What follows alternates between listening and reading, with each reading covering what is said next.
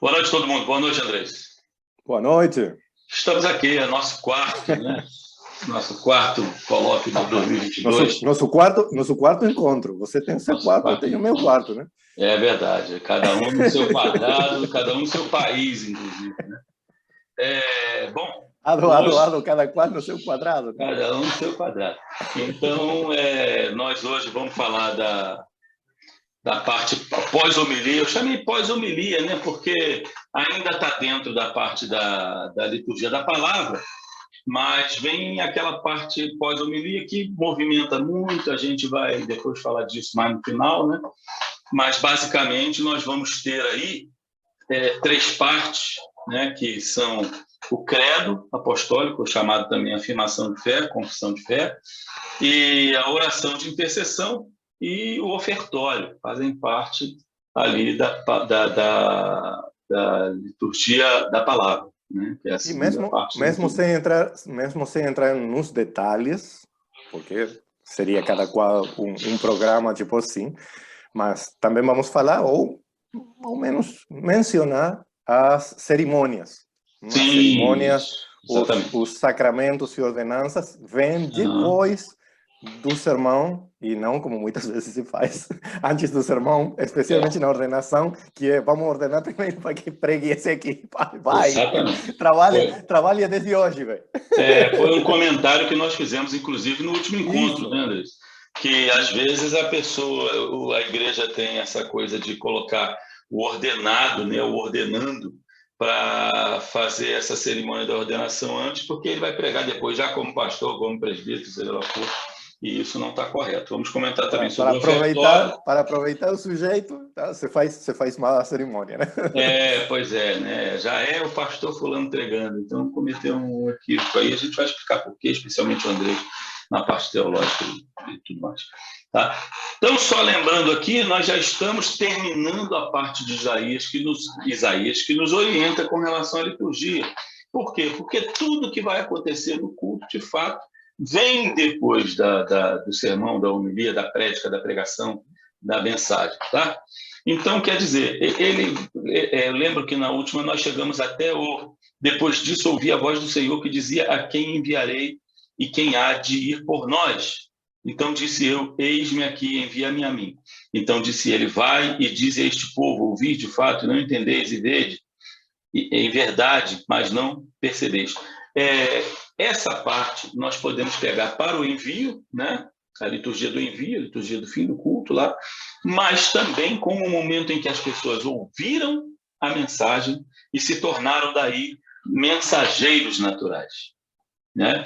E aí vai vir aquela parte do comissionamento, e aí entra a parte que o Andrés lembrou, vai entrar batismo, vai entrar ordenação, vai entrar outros momentos ali que vão acontecer, evidentemente, antes do momento eucarístico. Tá bom? Geralmente, essa parte do fim da liturgia da palavra ela é encerrada com o ofertório, porque o ofertório também pode ser uma preparação. Aí há até uma confusão de algumas pessoas, né? De que o ofertório faça parte da Eucaristia, mas não é. Ele está terminando o momento da palavra em que as pessoas se entregam, né? E levar o dinheiro é só uma representação, gente. Você pode fazer um ofertório de vida, né? Eu tinha um pastor amigo meu que já faleceu e que ele dizia que, olha, se você não tem dinheiro para trazer, venha e faça um gesto no gasofilaço, como você estivesse entregando a sua própria vida. Então, mais do que entregar dinheiro, mais do que entregar sustento, o sustento é a sua própria vida entregue em missão. Tá bom? Então, é nesse espírito que vai acontecer aí essa parte da liturgia da palavra, que eu estou chamando, né, no título lá do nosso encontro, de pós-homilia. Tá bom? Então, só para a gente começar e lembrar, né, nós tivemos o fim, proclamação da palavra, terminou o sermão, o que vai acontecer? Claro, aí a dinâmica da igreja pode imaginar o que quiser, né? Eu lembro, eu estava revendo hoje, Andrés, nosso último encontro, onde você disse que essa coisa de engessar o culto, parece que precisa acontecer aquilo, e lembrou bem do esqueleto também, né? E aí a carne que vai vir em cima do esqueleto, os músculos, os pelos, a pele, né, que vai dar a identidade daquele esqueleto, pode ser trabalhada aqui da maneira como a igreja quiser. Colocar uma canção, né, e uma oração, o que seja, tá? Mas, enfim, desde que tenha aquele sentido. E aí vai vir o quê? A confissão de fé. Claro, é um pedaço do culto que muitas vezes não entra. É um pedaço que pode ser removível, né? Mas logo após a proclamação da palavra, o povo vai recitar em uma só voz, tá? Lembrem-se, essa afirmação de fé, essa confissão de fé, ou o credo, como a gente chama. Então, só para nós reforçarmos aqui, o credo não é uma oração. O credo é uma afirmação de fé. O credo não é uma oração católico-romana, tá bom? Não é uma oração romana. Fulano está orando o credo, igual na igreja católica. Não é isso, gente. O credo faz parte da tradição cristã. Inclusive, é uma base para você imaginar. Fulano foi batizado em nome do Pai, do Filho e do Espírito Santo. A fé dele, a igreja dele, recita o credo, ou seja, ela crê conforme está ali no credo. E os dois credos mais difundidos são o credo niceno e o credo apostólico, né? Inclusive, eu quero até passar para vocês, deixa eu só terminar a falar do clima da confissão de fé, para mostrar para vocês algumas afirmações de fé que tem no livro de liturgia da minha igreja, que é o Manual do Culto, a Igreja Presbiteriana Independente do Brasil. Tá? Então, a Igreja Reformada, né, no livro de ordem comum da Igreja da Escócia, eu traduzi assim, é o Book of Common Order, livro de ordem comum, né, da Igreja da Escócia. Ele tem como afirmações de fé o credo niceno, o credo apostólico, como eu falei, que foram usados, inclusive, por João Calvino na ocasião da sua reformulação do culto. Então, ele pegou, claro, as bases ali também da missa, né, que nada mais é do que um culto, desde os primórdios da igreja, né, e ele fez essa atualização, transformação, retirando algumas coisas, mas a afirmação de fé ele manteve. Então, faz parte da nossa tradição há séculos, tá? Então, nós hoje poderemos usar afirmações de fé contemporâneas, inclusive a igreja pode se reunir e preparar uma afirmação de fé especial para um momento festivo da igreja, né? A igreja está festejando ali, por exemplo, o aniversário do seu grupo de mulheres, né? Alguns chamam de sociedade feminina, outro de união feminina. Tem igrejas que já superaram isso, tem um grupo unido de homens e mulheres, então, né, cada um tem a sua realidade, a sua tradição. E aí você montar um credo a partir dessa realidade para aquela celebração especial, né? Encontro de mulheres, luta por direitos humanos, encontro de jovens e por aí vai, tá? Pode-se usar também uma canção, né, um responso, tá? O mesmo textos bíblicos, né? Então isso aí você pode usar a criatividade para fazer esse momento da afirmação de fé, tá? Então tem uma outra maneira de colocar o credo, tá? E ele pode se mover, já que ele é também uma parte que a gente pode até não usar. Aliás, vocês devem estar pensando aí que nem usam no culto, vocês não sabem nem a última vez que usaram, né? Mas nos votos de batismo, muita gente pode usar, tá? o credo, e também até na Eucaristia, tá? Então, aí eu vou voltar aqui, era nessa parte até, eu vou mostrar para vocês um pouco o Manual do Culto da Igreja. Eu vou botar na minha frente, que eu acho que agora vai dar para ver. O Manual do Culto, né? E ele vai falar um pouco da utilização de vários credos. Inclusive, ele orienta que geralmente o credo niceno é usado quando houver a celebração da Eucaristia, da Santa Ceia, né? E o credo dos apóstolos por ocasião do sacramento do batismo, tá? E esse livro ele tem várias afirmações de fé. Claro, ele vai começar com as duas mais importantes, mais aceitas e mais antigas, credo dos apóstolos e o credo niceno, credo dos apóstolos ou credo apostólico, né? E credo niceno, também conhecido como credo niceno constantinopolitano, tá? E ele tem aqui, só para vocês terem uma ideia, ó, confissão de fé brasileira, que foi uma afirmação de fé que foi feita teve 3 pastores calvinistas franceses que vieram para o Brasil, né, e foram inclusive mortos aqui pelo Villegagnon, né, lá no Rio de Janeiro, em 1558 isso. Mas eles redigiram essa confissão de fé, é conhecida como confissão de fé brasileira, então também se usa.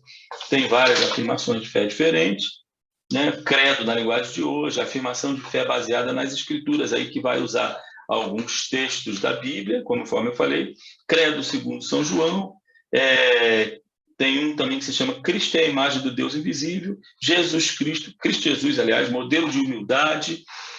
Tem um credo segundo Pedro, que você pode utilizar a leitura da primeira carta de Pedro, capítulo 3, 18 a 22, o amor de Cristo em Romanos 8, 35, 37 a 39. Tá? Então, estão várias maneiras de você realizar esse momento da afirmação de fé. Tá bom? Passado isso, vem o momento da oração de intercessão. Esse, sim, é um momento imprescindível, tá? Que tem que ter num culto que você vai fazer em qualquer lugar. A oração de intercessão sempre deve ser feita. Entretanto, já antes de a gente entrar naquele momento das outras ordenações, né, André? Eu já devo dizer que a oração de intercessão é um momento do culto que é bastante movível, né? Muitas vezes faz-se a oração de intercessão no momento do envio. E também não tem problema nenhum. Eu, por exemplo, particularmente não vejo problema nenhum, que você está intercedendo por aqueles que vão ser enviados, né? E aproveitando também para fazer oração por aquela base de nossa intercessão e súplica, que são 3, né? As pessoas que sofrem, doentes, desempregados, qualquer classe que você imaginar, né? As nossas autoridades, seja do governo secular ou do governo da igreja, e também tem mais um, me ajuda aí, que eu esqueci,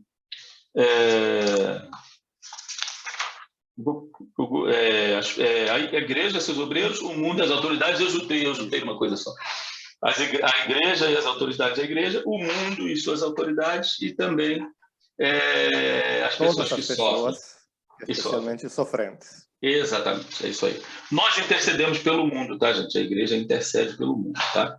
Então, isso aí não pode deixar de ser feito em culto nenhum, tá bom? Então, é um imperativo para a comunidade reunida fazer a oração de intercessão. Ela está ali tradicionalmente colocada no momento da liturgia da palavra, logo após a liturgia da palavra, mas também ela pode ser movimentada, né? Existe também uma tradição de fazer, quando há Eucaristia, a oração de intercessão dentro da oração eucarística, e aí ela é até chamada de oração do povo por algumas pessoas, né? E aí as intercessões, elas são colocadas ali também, encaixadas ali. Dentro do que é a tradição da Reforma em geral, as igrejas surgidas da Reforma do século XVI, que mantém esse esquema, são principalmente os episcopais, né? Os anglicanos, que quando eles, seja, na sua tradição, modificaram algumas partes da missa para o livro de oração comum, na missa na missa católica romana, né? Tem uma oração grandiosa, até pomposa, poderia-se dizer, pelos vivos e os mortos, chamado memento. Lembre-se. Nós lembramos nesse momento dos nossos irmãos, das nossas irmãs, de todo mundo. Sim. E por causa do puritanismo, vamos chamar, da purificação da reforma, na tradição anglicana se tiraram alguns elementos dessa oração, mas ficou esse grandioso memento como um momento de oração de intercessão do corpo de Cristo, e não só de uma intercessão particular. E é muito bonito. Tem umas ou seja, o livro de oração comum é um livro litúrgico que todo cristão deveria conhecer, mesmo sem ser da tradição anglicana. É maravilhoso. Sim, sem dúvida. É muito rico e dá muita sugestão também para as celebrações da gente, né? Bom, de fato, e tem a coleta também, né, Andresa? O nome da oração, coleta, não tem nada a ver com oferta, né? Recolher dinheiro. mas a coleta é essa oração, vamos juntar ali, coletar as intenções do povo para poder oferecer a Deus, né? Também está nesse clima da intercessão. Tá bom? Uma diferença que eu queria fazer era técnica sobre a questão da intercessão, é que ela se divide em súplica e intercessão. A súplica é quando oramos por nós mesmos e a intercessão é quando intercedemos por outros, tá? Então, a gente pode fazer essa diferença aí, só para conhecimento, tá bom? Oração de intercessão. Então, também, conforme eu falei, pode ser feito em diversos momentos. É bom que as pessoas participem desse momento, quando você vai fazer uma oração de intercessão rica, sabe? As pessoas trazerem as intenções diferenciadas, né? Então, aí eu tinha falado, acho que no nosso último encontro, que tem igrejas que fazem o tradicional apelo. Geralmente, as igrejas batistas fazem muito isso, e algumas igrejas presbiterianas influenciadas também fazem, né? E tudo. Então, se você tem esse momento na sua igreja, a oração de intercessão pode servir para isso. Depois do final do sermão, olha, irmão, quem aceitar Jesus pode vir aqui à frente. E aquela oração, né, pelas pessoas que também pode ser incluída na oração de intercessão, interceder por aquelas pessoas que estão declarando que aceitaram Jesus naquele momento ali. Não é uma tradição da Igreja Reformada isso, tá? Mas é uma coisa que, para mim, não prejudica nada o culto, não tem nada que prejudique, né? Mas, assim, se isso acontecer, deveria ser nesse momento, tá? Bom, sobre o ofertório, eu creio que a gente pode fechar nesse conhecimento, porque ele é, como eu disse, um momento que pode se mover, mas não pode faltar no culto, tá bom? No culto reformado. E por fim, quer dizer, por fim não, antes daqueles outros penduricalhos, né? Que a gente vai passar um pouco mais, mas tem o ofertório. Então, aí eu estou falando da oferta de dinheiro, bens materiais mesmo, né? Para não confundir com a coleta lá, nós não temos essa confusão, que esse termo não é muito reformado, mas esse termo existe, liturgicamente falando, tá?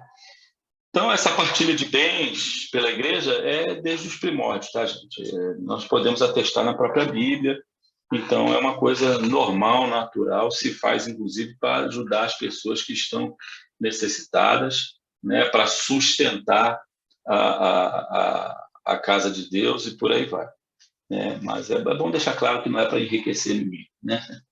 Para sustentar os obreiros, para sustentar a casa de Deus, mas não é para enriquecer ninguém. A igreja não é uma empresa e o centro da organização da igreja não é acumular coisas também. Eu, às vezes, tenho vergonha de relatório de igreja e falo, esse ano a gente arrecadou mais, que beleza, né? Então, isso me complica bastante ajeitar um pouco disso aí. Se vangloriar de arrecadação recorde, né?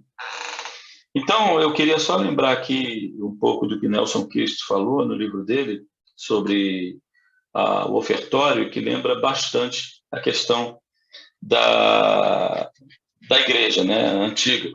Olha, fala o seguinte, abre aspas para Nelson Christ. Nos primeiros tempos, quando a ceia do Senhor era celebrada como uma verdadeira refeição, os membros mais abastados traziam comida suficiente para satisfazer também as pessoas menos favorecidas da comunidade.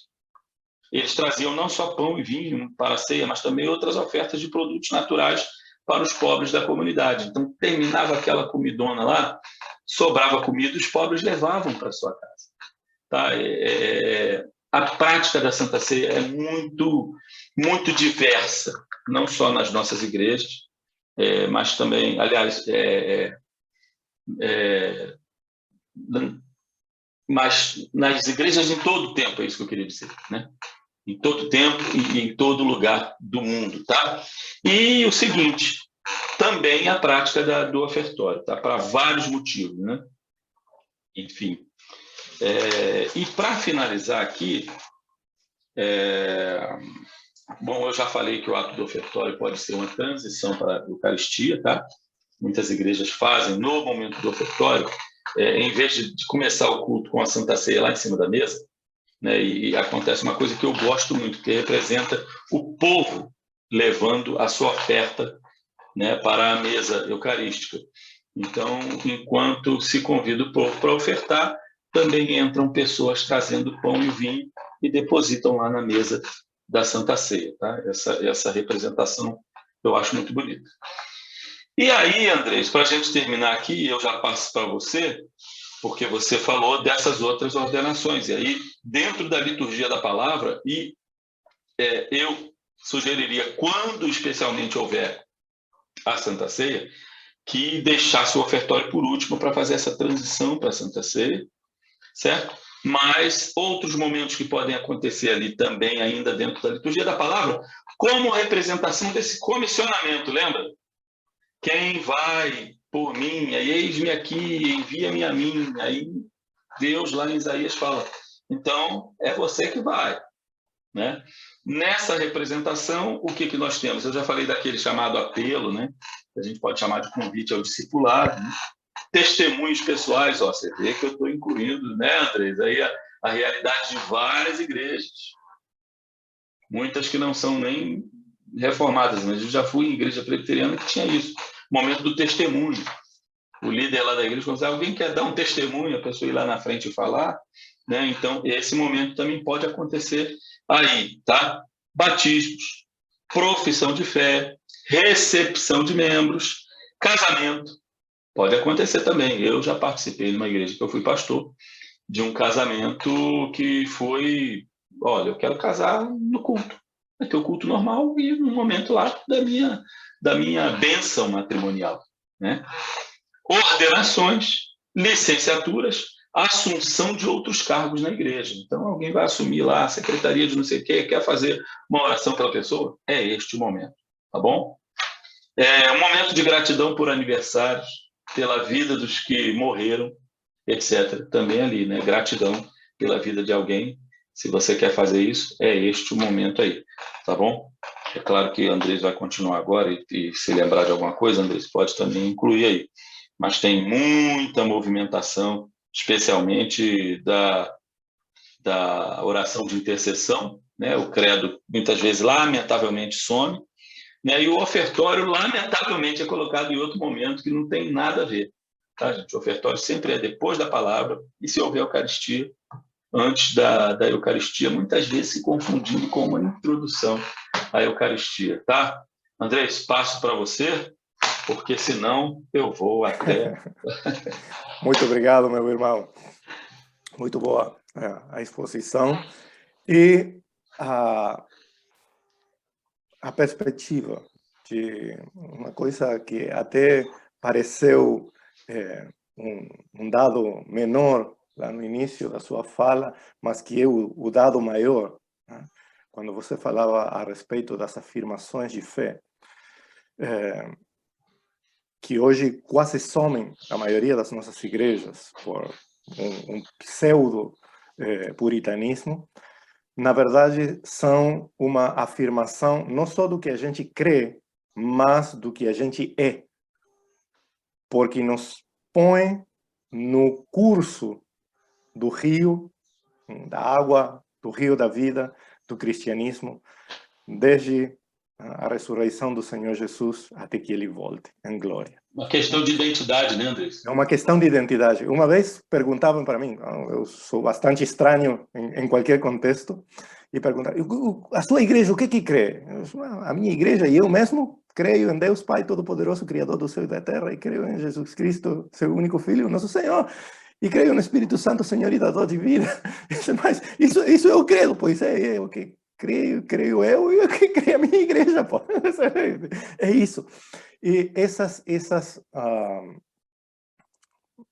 não sei nem como chamar, essas disputas. Ontem eventualmente, numa aula que eu estava ministrando no seminário aqui no Paraguai, saiu do meu coração, eu lamento se feri a sensibilidade de alguém, mas eu falei, olha, a maioria das disputas, para não dizer todas, porque a gente nunca sabe o coração das pessoas, mas a maioria das disputas do cristianismo, desde a origem até agora, tem sido pelas bênçãos de Mamon e nunca pela sã doutrina. Todas essas particularidades sempre têm sido para ver quem fica com o poder, quem se apodera das arrecadações. No fim das contas, é isso, e sempre tem sido. Por isso, a afirmação de fé é tão essencial, não só como parte do culto, mas como formadora de identidade. Eu creio o mesmo que criam os apóstolos, o mesmo que criam os primeiros discípulos, o mesmo que criam os mártires, o mesmo que criam os pais da igreja, o mesmo que criam os reformadores. Eu creio a mesma coisa, não preciso inovar. E nessa linha, queria citar o versículo 3 da Epístola de Judas, né? Só a parte famosa, né? Então, senti que era necessário escrever agora para animá-los a combater a favor da fé que uma vez por todas Deus deu ao seu povo. É uma só fé, não temos nada a inovar, não temos nada a inventar. E quando nós falamos, eu creio no Deus Pai que me criou e me conhece, eu creio no Deus Filho que me ama e me salvou, eu creio no Espírito Santo que me chama, me escolheu e me introduz no seu povo. Talvez não tenha um som inovador, nem muito atrativo, mas tem o som da santidade de Deus na vida do seu povo. É por isso que afirmamos a fé. Enquanto a oração, de intercessão principalmente, mas oração em geral, tem um breve texto que sempre se usa em época de eleições, especialmente por aqueles cristãos e cristãs que ficam desconformes com que ganhou o rival, o contrário, né? 1 Timóteo capítulo 2, versículos 1 e 2. Em primeiro lugar, peço que sejam feitos orações, pedidos, súplicas e ações de graças a Deus em favor de todas as pessoas. Orem pelos reis e por todos os outros que têm autoridade, para que possamos viver uma vida calma e pacífica, com dedicação a Deus e respeito aos outros. Sempre fico escandalizado na época de eleições ou nas pós-eleições com o uso que se faz desse texto. Mas, na verdade, a exortação do apóstolo a Timóteo e com ele a todos os cristãos, sejam líderes ou não, diz, em primeiro lugar, eu peço que sejam feitas orações, pedidos, súplicas e ações de graças a Deus em favor de todas as pessoas. Todas as pessoas. Em Deus não tem discriminação, não tem segregação, não tem eleição no sentido errado, não. Todas as pessoas devem estar no coração do povo de Deus, porque são todas as pessoas aqui que estão no coração de Deus. E a súplica pelos reis e os que têm autoridade, não é pelos reis e os que têm autoridade, na verdade, senão para que o povo de Deus particularmente, mas o mundo todo, desfrutem de uma vida pacífica e de respeito uns pelos outros. E para que façam a vontade de Deus, né? Para fazer a vontade de Deus. Então, oramos por eles para que façam a vontade de Deus, porque quando não fazem a vontade de Deus, devem sair do lugar Isso. Mas uma coisa que os cristãos modernos esquecemos é que Paulo escrevia isso sob o governo de Nero. Que não tem tirano da nossa época que se possa nem comparar, são aficionados do lado, amadores do lado de Nero. Mas Paulo diz, nós oramos por ele, não porque ele seja digno sequer da oração, mas porque o povo de Deus é chamado a interceder pelo bem de todas as pessoas. Exato. De todas. Do trabalho dele depende a felicidade e o bem-estar do povo. Ele precisa governar com bondade, com justiça, com misericórdia, com sabedoria. E se não estiver fazendo assim, deve de lá sair. Porque ele está lá para fazer a vontade de Deus. Para fazer a vontade de Deus. Só que, às vezes, eu lembro das palavras do Gengis Khan. Ele falava, eu sou o castigo de Deus. Se vocês não tiverem cometido tão grandes pecados, Deus não teria mandado alguém como eu para castigá-los. Deus, às vezes, pode colocar alguém para trazer castigo, né? Para trazer castigo. Mas então, ai daquele por meio de quem vem o castigo. Quem vem o castigo, isso. Não, com certeza. Ai daquele mas o importante aqui é lembrar que que textos como esses não estão nas escrituras para justificar que eu oro por esse ou aquele político da minha estimação. Eu oro pelo bem da humanidade. Sim. E as autoridades estão lá, em teoria, para isso. E a respeito da oferta, também um texto muito citado e normalmente citado errado, 2 Coríntios, capítulo 9, versículos 7 a 9. Que cada um dê a sua oferta conforme resolveu no seu coração, não com tristeza nem por obrigação, pois Deus ama quem dá com alegria. E Deus pode dar muito mais do que vocês precisam para que vocês tenham sempre tudo o que necessitam e ainda mais do que é necessário para fazerem todo tipo de boas obras. Como dizem as Escrituras Sagradas, Ele dá generosamente aos pobres e a sua bondade dura para sempre. O chamado momento dos dízimos e a oferta. Né? O dízimo, podemos ter uma discussão, sei que muitos não vão gostar, mas o dízimo como lei já passou, não é vigente para os cristãos.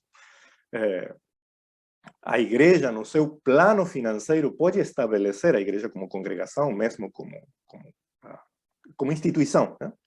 Pode estabelecer no seu plano financeiro o dízimo ou alguma soma fixa, mas não pode fazer depender disso as bênçãos de Deus, porque Deus dá generosamente para que nós façamos boas obras. E cada um contribua segundo aquilo que foi proposto no seu coração.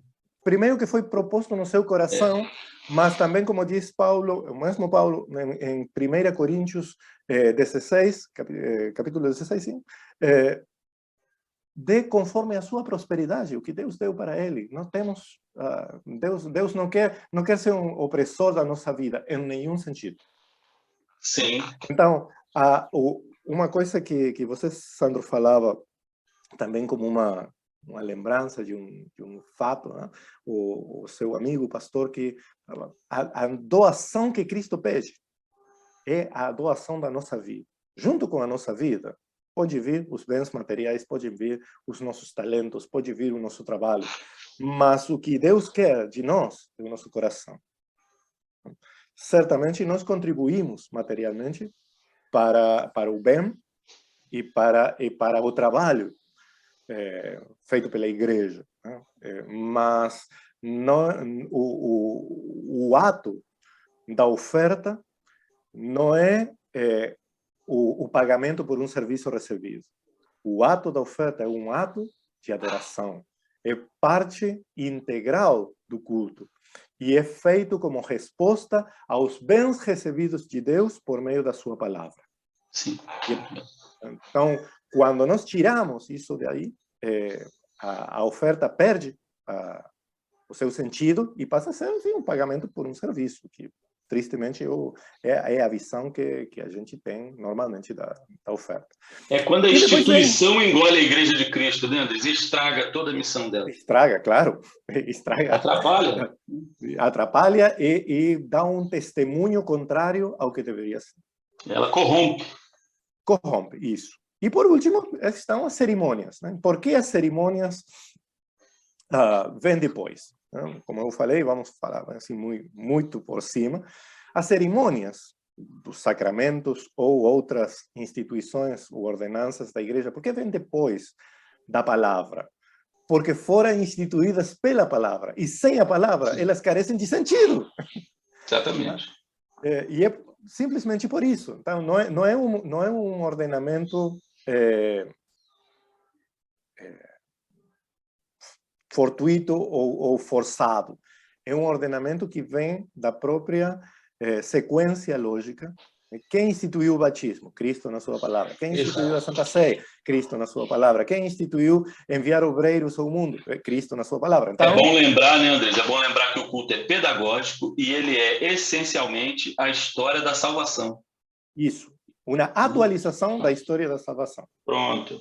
Tá? Que é demonstrada para a comunidade e, junto a isso, proclamada para o mundo. E pessoalmente para você, né? E nós, né, levando isso ao mundo. Por isso, mesmo que não seja o nosso tema de hoje, é por isso que o culto deve, esse não é eleição, deve terminar com um envio, porque nós recebemos a atualização da história da salvação não só para que fique na nossa cabeça ou nós fiquemos contentes, mas para irmos ao mundo como testemunhas desse Cristo amoroso e salvador. Da minha parte, como dizia um colega coreano, hoje até aqui. Não, acho que caminhando bem, a gente pode encerrar, né, deixando para todo mundo hoje essa coisa rapidinha, porque isso faz parte mesmo daquela liturgia da palavra, né? Então, Andrés, eu deixo mais uma vez meu abraço a você. E grande abraço mundo. para todas. Para Convidando o todos. pessoal Comentários. A gente quer aprender como é que é na sua igreja e tudo, e o que isso estimula vocês. Um abraço para todo mundo, tá? Até. Com Deus. Até a próxima. Tchau. Grande abraço. Bênçãos.